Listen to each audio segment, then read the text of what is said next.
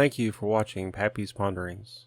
It is my belief that the Creator of all things knows what's best for His creation and has given us His words to help us live by, to give us the best life here on earth and in eternity. So let's ponder some of His words today. Once again, I must apologize for the delay. I had studied and had all my notes done, and when I went to record, it was all gone. So I had to start all over. So here goes. All my life I've heard, if you know the Bible, then you know these are the signs of the end times. And now with the coronavirus, I've heard it from several friends and coworkers. The other day, a dear friend asked me what the Bible says about viruses and the end times. And I told him the only reference I knew of was when Jesus was talking to his 12 apostles, but that had nothing to do with the end times. I told him I would research it and make it my next pondering. So here goes. I found a few that were misquoting words from the book of Revelation, and I love this book, but I don't see how I can cover it in short devotionals. I will say this, you should, and I'd encourage you to read it from beginning to end several times before you ever quote a verse from it. I believe if you read it from start to finish, you will have a totally different view from this book than anything else you might have been told about it. Back to viruses in the end times. Most of what I found online resemble this man's view, so let me read a clipping from lifewayresearch.com. The title of the article is, Vast Majority of Pastors See Signs of End Times in Current Events. Darrell Bach, New Testament Studies, professor at Dallas Theological Seminary, noted that the Bible has several lists of potential signs of Jesus' return, like the Olivet Discourse passages from Matthew 24 and 25, Mark 13, Luke 21, and some include concepts of global sicknesses. Numerous biblical texts speak of disturbances in the creation that disorient and trouble people, said Bach. These disturbances have quite a range, with earthquakes and wars being the most common. However, Jesus mentions plagues or pestilence explicitly in Luke 21. So friends, today I want us to read in context, especially the first 21 verses of Luke 21. Before we get there, he also mentioned Mark 13 and Matthew 24 and 25. All three of these references are of the same story from three different men's writings to three different audiences. This is Jesus' last week on earth, and let's quickly read part of Mark's account to help set the stage for our reading of Luke 21.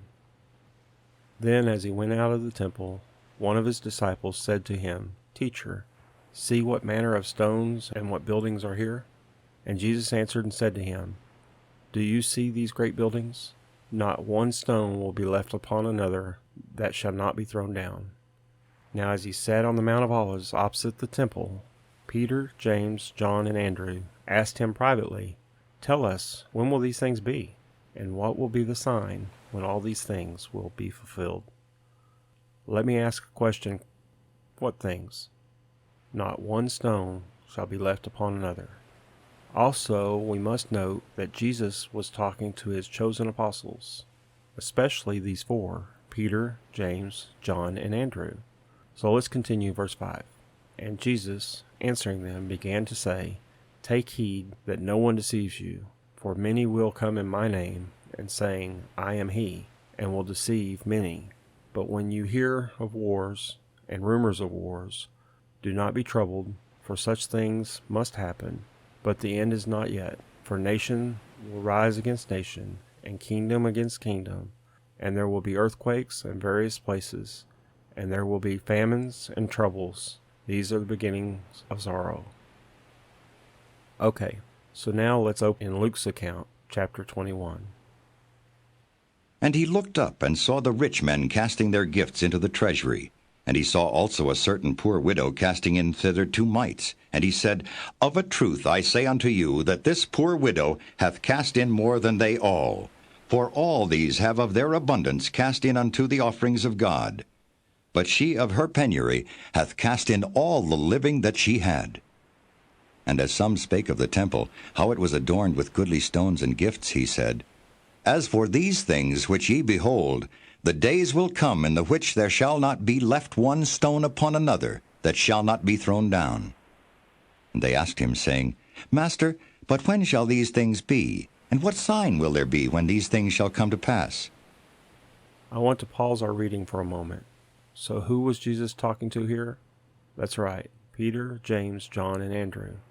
Let's continue, verse 8. And he said, Take heed that ye be not deceived, for many shall come in my name, saying, I am Christ, and the time draweth near. Go ye not therefore after them.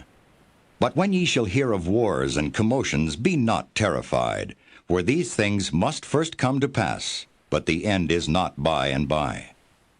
Then said he unto them, Nation shall rise against nation, and kingdom against kingdom. And great earthquakes shall be in divers places, and famines, and pestilences. Which can be defined as a fatal epidemic disease, virus, or plague. And let's continue with the rest of the verse 11 through verse 21. And fearful sights and great signs shall there be from heaven. But before all these, they shall lay their hands on you and persecute you, delivering you up to the synagogues and into prisons, being brought before kings and rulers for my name's sake. And it shall turn to you for a testimony. Settle it therefore in your hearts, not to meditate before what ye shall answer. For I will give you a mouth and wisdom, which all your adversaries shall not be able to gainsay nor resist. And ye shall be betrayed both by parents and brethren and kinsfolks and friends, and some of you shall they cause to be put to death. And ye shall be hated of all men for my name's sake. But there shall not an hair of your head perish. In your patience possess ye your souls. And when ye shall see Jerusalem compassed with armies, then know that the desolation thereof is nigh.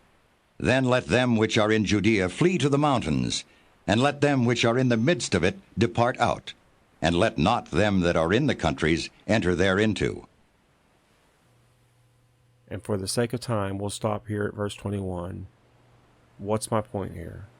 Who was Jesus talking to, and what question was he answering? That's right, he was talking to his apostles, and trying to prepare them for what was about to happen in their lives, especially the destruction of Jerusalem. If you study history, you know that as the Roman armies compassed around Jerusalem, all Christians fled to the mountains, and none were harmed. But how many times have you heard these very verses being quoted and told that we must be in the end times that Jesus warned us of? Oh, that reminds me. Ever hear these verses?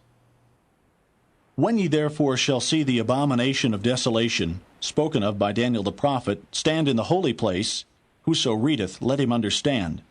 Then let them which be in Judea flee into the mountains. Let him which is on the housetop not come down to take anything out of his house. Neither let him which is in the field return back to take his clothes. And woe unto them that are with child, and to them that give suck in those days. But pray ye that your flight be not in the winter, neither on the Sabbath day.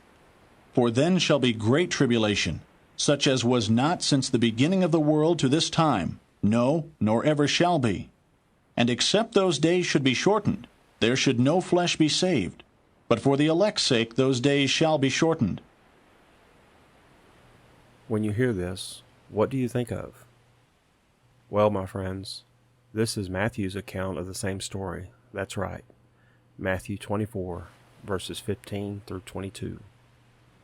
Friends, these misquoted verses, as well as those from Daniel and Revelation, are running rampant in the religious circles. Like I always say, God gave us, that's you and I, His will and desire for us to follow. Therefore, it's only logical that we can understand and follow His will. But unfortunately, so many just listen to their leaders or the traditions of their families and are being misled on so many spiritual truths today.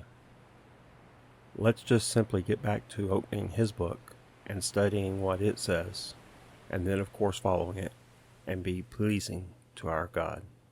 As always, thank you for joining me in these biblical ponderings. If you like these ponderings, please like and subscribe to our YouTube channel, and feel free to share them with others.